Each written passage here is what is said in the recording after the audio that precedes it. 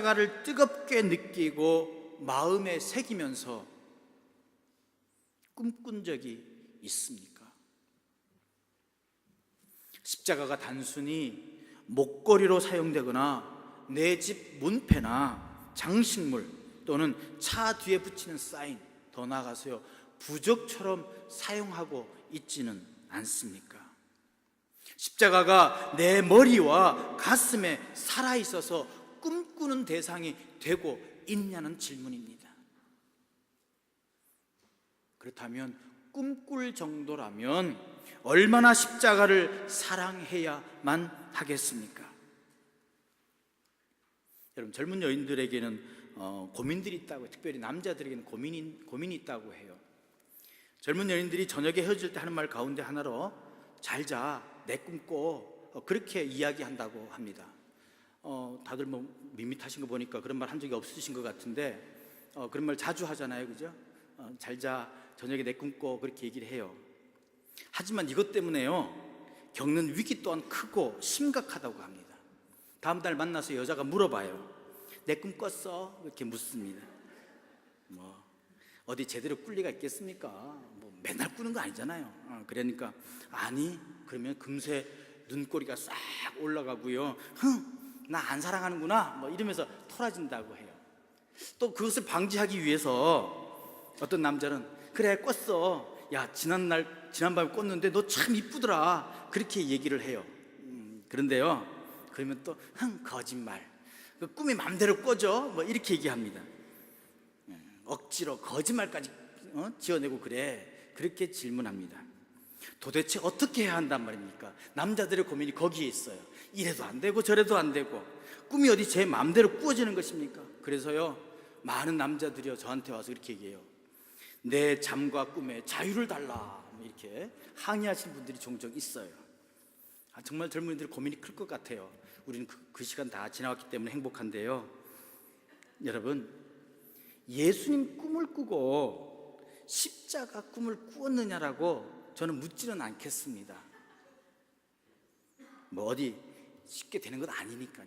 또 꿈에 자유를 드려야 하지 않겠습니까? 저도 자유를 굉장히 좋아하는데요, 우리 주님께서 우리에게 율법으로부터 자유를 주셨기 때문에 더군다나 율법적인 꿈을 꼭 꾸어야 할 필요는 없습니다.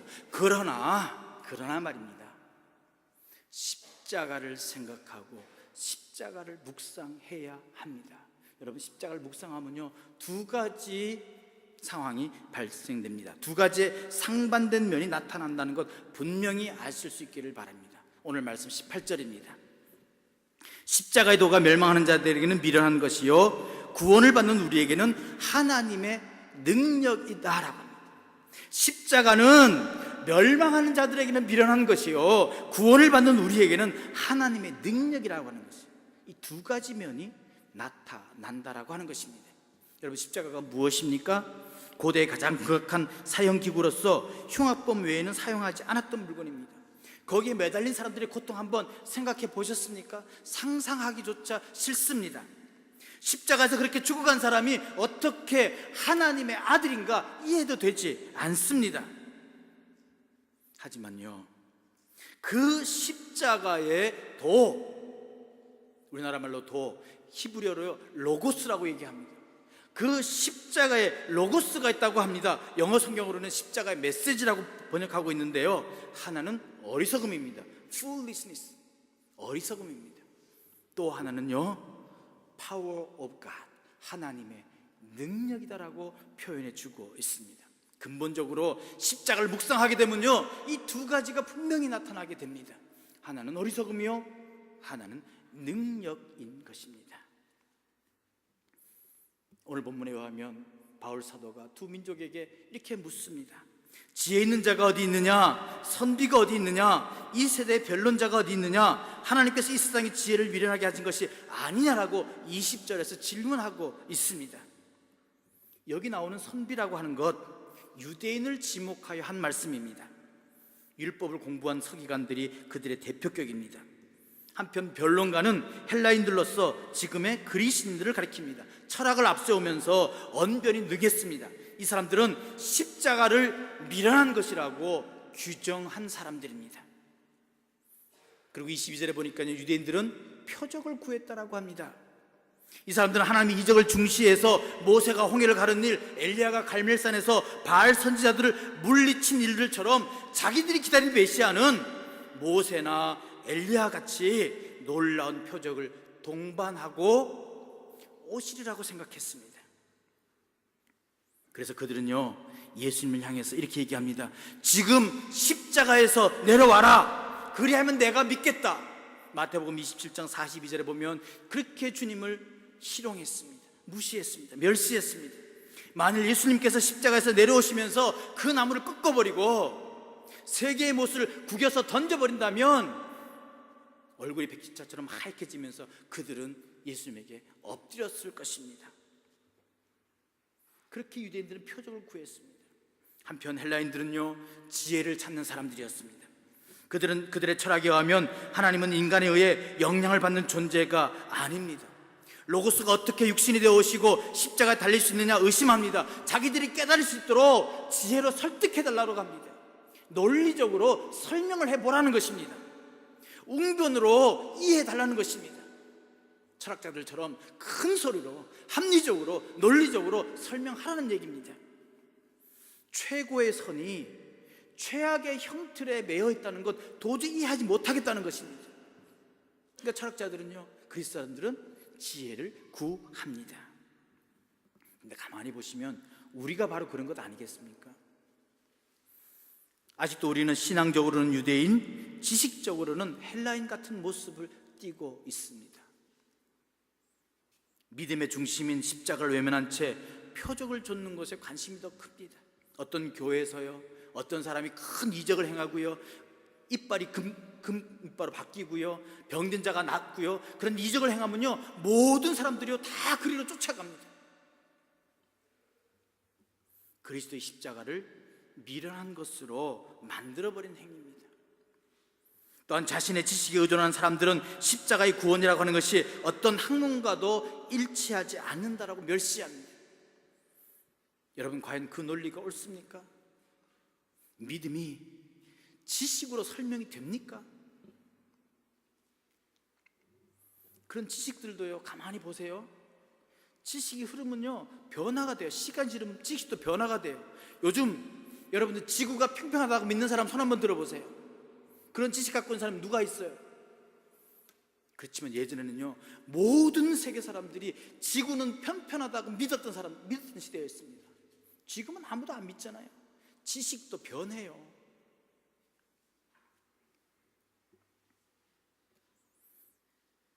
지식이 최고라고 하는 사람들, 바로 십자가가 여전히 미련해 보이고 어리석은 꿈이라고 생각합니다.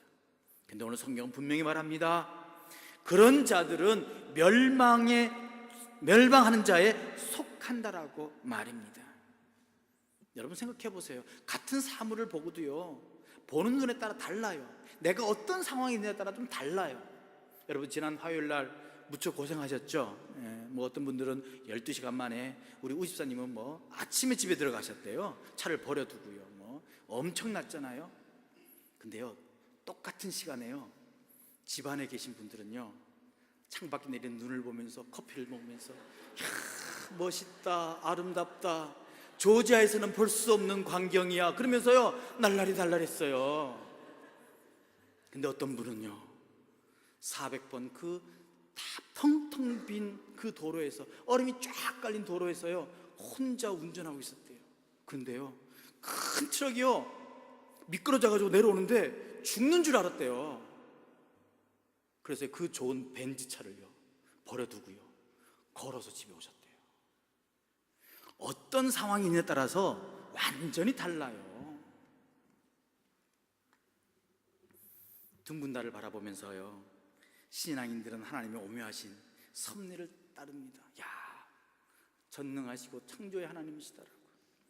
연애하는 청춘들은요 사랑하는 연인의 얼굴로 보여요. 돈을 사랑하는 사람들은요 금화로 보여요. 술을 좋아하시는 분들은 술잔으로 보인대요. 같은 사물을 놓고도 어떻게 보느냐에 따라 다른 거예요. 여러분, 십자가는 어떤 꿈을 꾸면서 무슨 생각으로 바라보아야 하겠습니까? 놀라운 말씀이 여기 있습니다. 십자가의 도는 구원받은 백성에게는 하나님의 능력, 강한 힘이라고 말씀해 주고 있습니다. 죄를 이기게 하는 힘과 능력이 십자가에 있다는 것입니다. 어떤 얘기는 십자가가 미련하게 보이지만 구원받는 우리들에게는 하나님의 능력으로 보이는 거예요. 우리의 삶을 완전히 바꾸게 하는 파워가 발산되는 것도 거기고, 화평과 기쁨이 나오는 것도 바로 거기입니다. 앞서 소개한 진젠돌프 백자, 사람들은 말을 많이 해요.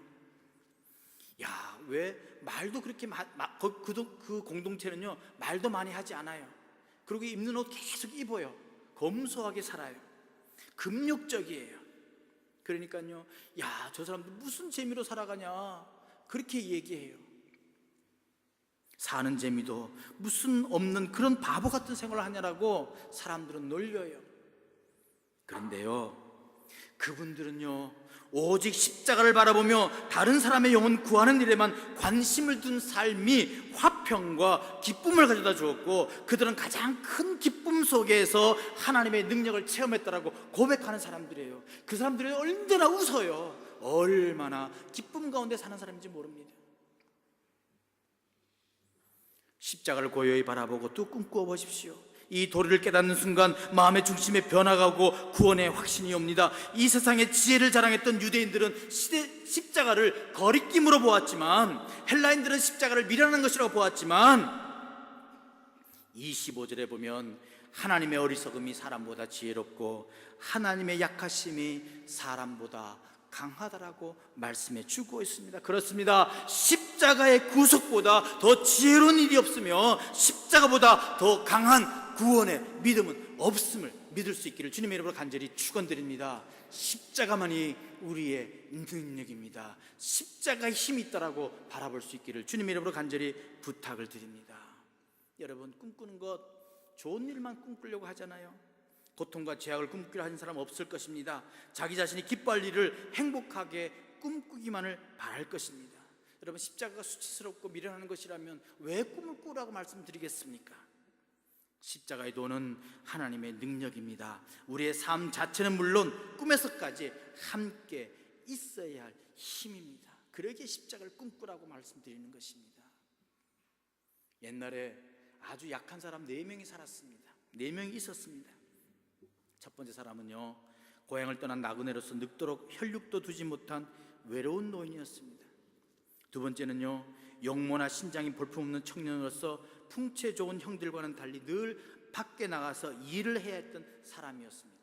또 한 사람은요, 성격이 아주 경망스럽습니다. 그래서 늘 자기가 일해놓고는 늘 후회하는 그러한 위인이었습니다. 마지막으로 한 사람은 몸에 병이 많고 고집도 세고요, 항상 염려의 대상이 되는 그러한 사람이 있었습니다. 근데 놀랍게도요, 이 4사람을 성경은 말하기를 세상을 바꾼 사람들이라고 평가합니다. 이 사람들의 행적을 통해서 세상이 바뀌었다고 합니다. 하나님의 능력이 이들에게 임한 것 까닭입니다. 27절의 말씀처럼 세상에 약한 것을 택하사 강하게 한 것들을 부끄럽게 하려 하시기로 작정하신 분들이었습니다. 외로운 나그네는 잘 아시다시피 아브라함입니다. 왜소한 청년은요, 골리앗을 쓰러뜨린 다윗입니다. 경망스러운 사람은 천국 열쇠의 주인인 베드로이고요, 고집이 센 병자는 선교사 사도 바울입니다. 여러분, 이들이 완벽한 사람입니까? 그렇지 않습니다.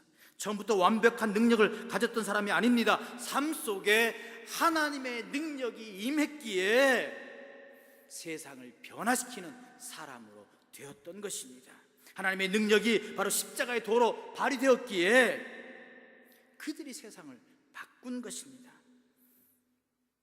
아브라함과 다윗의 신앙적 순종으로 인하여서 예수 그리스도께서 이 세상에 오실 수 있었고요, 베드로와 바울은 그 십자가가 있음으로써 완전히 변화되었습니다. 특별히 바울은요, 십자가만이 자기의 자랑이며 세상의 모든 것이라고 고백합니다. 갈라디아서 6장 14절에 보면 그러나 내게는 우리 주 예수 그리스도의 십자가 외에는 결코 자랑할 것이 없느니 그리스도로 말미암아 세상이 나를 대하여 십자가에 못 박히고 내가 또한 세상을 대하여 그러하니라 라고 합니다. 십자가 외에는 자랑할 것이 없다라고 고백합니다. 여러분 무엇을 자랑하십니까? 외모를 자랑하십니까? 백을 자랑하십니까? 여러분의 재산을 자랑하십니까? 학식을 자랑하십니까? 사도 바울은요, 오직 십자가만을 자랑하겠다라고 고백하고 있는 것입니다. 왜요? 십자가가 능력이 있기 때문입니다. 십자가가 구원의 힘이기 때문입니다. 그러기에 사도 바울은 십자가만 자랑한다라고 그렇게 말씀하고 있는 것입니다.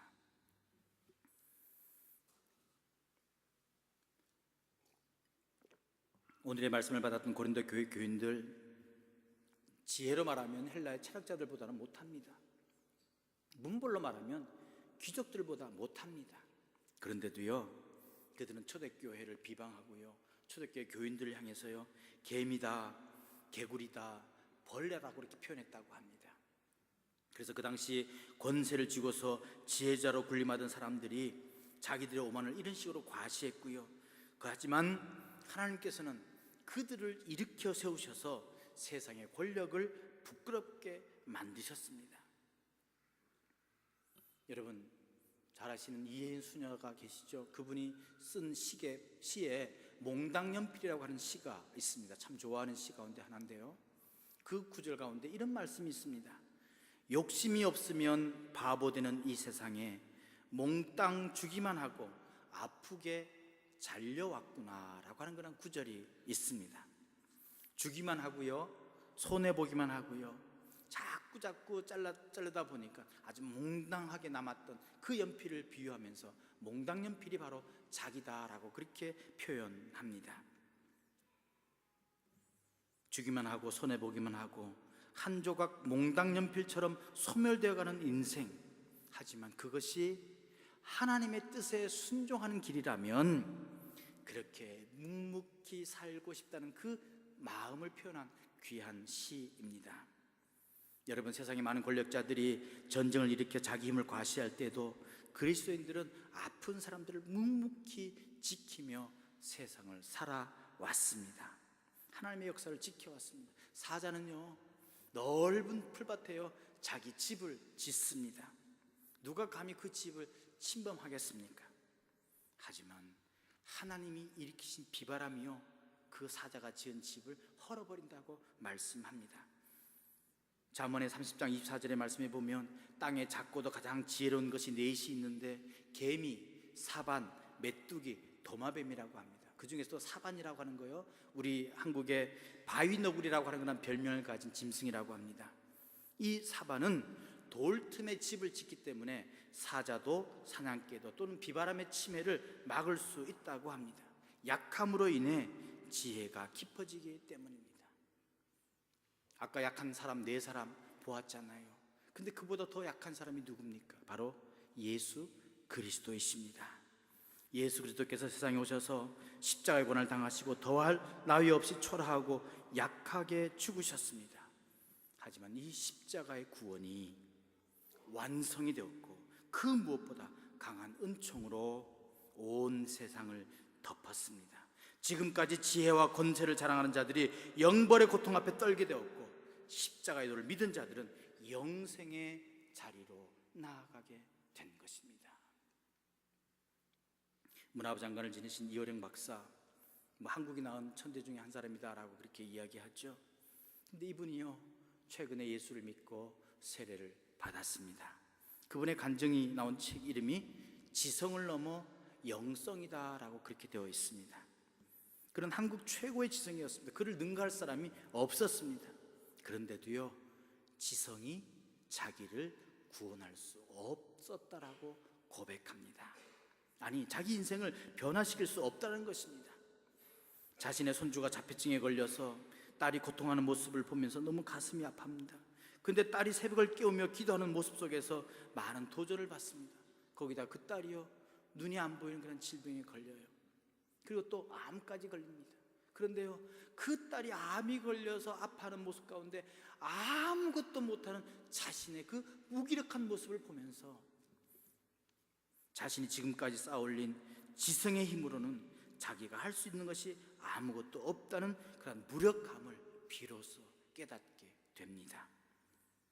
그분은 오직 예수 그리스도의 십자가만이 모든 것을 해결할 수 있다는 것을 믿게 됩니다. 그리고 세례를 받고 지성이 아닌 예수 그리스도의 십자가의 영성을 전하는 그런 간증자가 되었습니다. 그래서 지금도요, 온 한국을 돌아다니면서 지성이 아니라 영성입니다 라고 그렇게 간증하고 다니십니다. 세계 최고의 지성도 십자가의 복음만이 인간을 살릴 수 있다라고 고백합니다. 찬송가 150장에 보면 만왕의 왕 내 주께서 왜 고초당했나, 이 벌레 같은 나귀에 그 보혈을 흘렸네. 십자가 십자가 내가 처음 볼 때에 나의 맘에 큰 고통 사라져 오늘 믿고서 내 눈 밝았네. 참 내 기쁨 영원하도다 라고 고백합니다. 그렇습니다. 오늘 내 삶을 십자가를 통해서 보면 우리의 영안이 열립니다.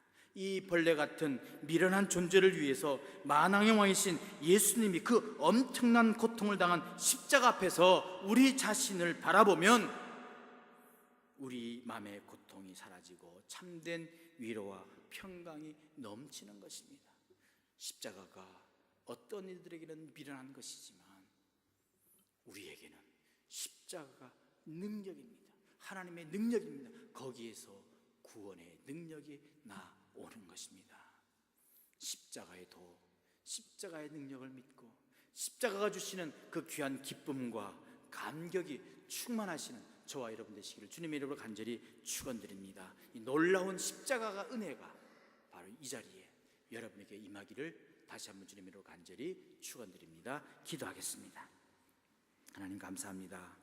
죽을 수밖에 없는 저희들, 미련하고 벌레 같은 저희들, 주께서 함께 하셔서 십자가를 바라보게 하셔서 구원 얻게 하시고 하나님의 제자가 되는 놀라운 기쁨을 주시는 참으로 감사드립니다. 주님, 십자가가 남들에게는 미련한 것이지만 저희들에게는 하나님의 능력이 됨을 고백합니다. 오직 십자가만 바라보겠습니다. 예수 그리스도만 바라보겠습니다. 예수 그리스도의 능력 있는 자로 살아가겠습니다. 주님 역사하여 주시옵소서. 예수 그리스도의 이름으로 간절히 기도